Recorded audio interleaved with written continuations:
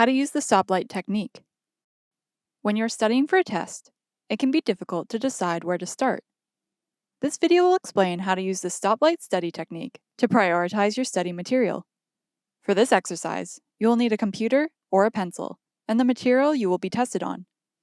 With the stoplight technique, you color code what you know the least red, what you sort of know yellow, and what you really know green. For example, let's say you need to study for your Introduction to Psychology course. These are your learning objectives from the test. We'll read each objective and color code them. Put an R, Y, or G beside each concept and move to the next one. By the end of learning this chapter, you'll be able to distinguish between short, working, and long-term memory. I'll mark this R because I don't really know this concept. Define and provide an example for mnemonics. I sort of understand this one, but I could be clearer, so I'll mark it with a Y. Name and describe 3 reasons for severe memory loss.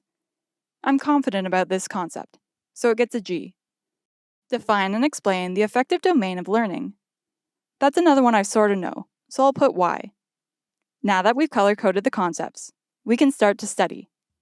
We would be starting with the concept we marked as red. Happy studying!